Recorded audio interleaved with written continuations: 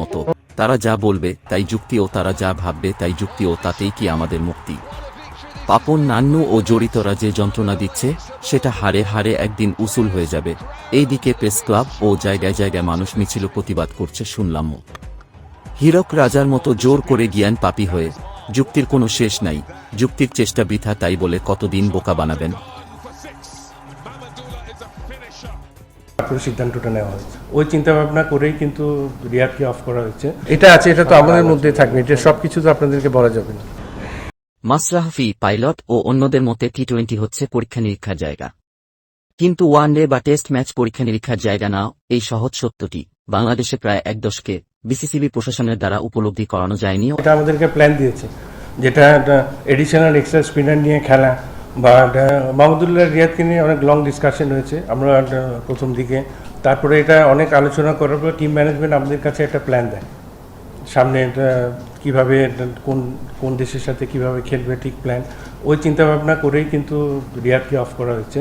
তো প্ল্যানটাকে আমরা মনে করেছি যে এটা অবশ্যই এটা ভালো, এবং ওদের সাথে যেহেতু হেড কোচের একটা প্ল্যান আছে টিম কীভাবে পরিচালনা করবে সব ডিসকাশন করা হয়েছে। আমাদের ক্যাপ্টেনকে রিপ্লেস করেছে এমন অপশন হিসাবে 7 নম্বরের জন্য আছেন আফিফ হোসেন ধ্রুব, শামীম পাটোয়ারি ও শেখ মেহেদী। ও এইদিকে শেষ 10 ওয়ানডেতে রিয়াদের রান ছিল 347 আর আফিফের 191। মেহেদীর মাঝখানে কিন্তু বিপিএল এর ইনজুরিতে পড়েছিল, শোল্ডার ইনজুরি, অনেকদিন সাফার করেছে। তারপরে যেহেতু আমাদের টি-20 স্কোয়াডে ছিল এবং এবার ইমাজিন কাপেও যথেষ্ট ভালো করে ইনজুরি থেকে কামব্যাক করে, তো আশা করছি যে ও নিজেকে নিজের মতো করে মেরে ধরতে পারবে আমাদের এশিয়া কাপের সুযোগ পেলে। শ্রেণী লিস্টে এবং টি-20 টুর্নামেন্টে 10টি ভিন্ন দলের হয়ে ঘরোয়া ম্যাচ খেলেছে। তার কোনো আন্তর্জাতিক ওডিআই ম্যাচ খেলার অভিজ্ঞতা নেই তেমন। নিউজিল্যান্ডের সাথে 3 ম্যাচে 24 রান করা ছাড়া। শামীম পাটোয়ারি আমাদের হাই পারফরমেন্স ইউনিটে ছিল আন্ডার 19 থেকে আসার পরে, এবং আমাদের টি-20 স্কোয়াডের প্লেয়ার। গত যেগুলো সিরিজ গিয়েছে, লাস্ট টি-20ও যথেষ্ট ভালো খেলেছে। তো সেই হিসাবে আমরা মনে করি যে ওর কাছে অবশ্যই ক্যাপাবিলিটি আছে ভালো ক্রিকেট খেলার। শামীম পাটোয়ারির এখন পর্যন্ত ওয়ানডেতে অভিষেক হয়নি ও আফগানিস্তানের বিরুদ্ধে আর আয়ারল্যান্ডের বিরুদ্ধে টি-20 ম্যাচের অভিজ্ঞতা ছাড়া তার আর তেমন কিছুই নেই। ও আয়ারল্যান্ডের বিরুদ্ধে একটি ম্যাচে তিনি 5-0। এখন বলুন, শামীম পাটোয়ারি আর শেখ মেহেদী কিভাবে মাহমুদুল্লাহর বিকল্প হতে পারে?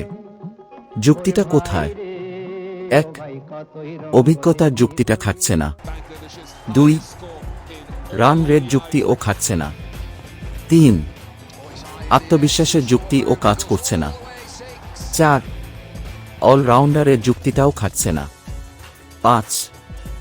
দলের বিপর্যয়ে ঠান্ডা মাথায় খেলাটা, এই যুক্তি ও কাজ করছে না। হিতাহিতের বিচার করে কে? শোনো, করেন হীরকরাজ। হীরকরাজের বচন শোনো। লেখাপড়া করে যেই অনাহারে মরে সেই, বলো।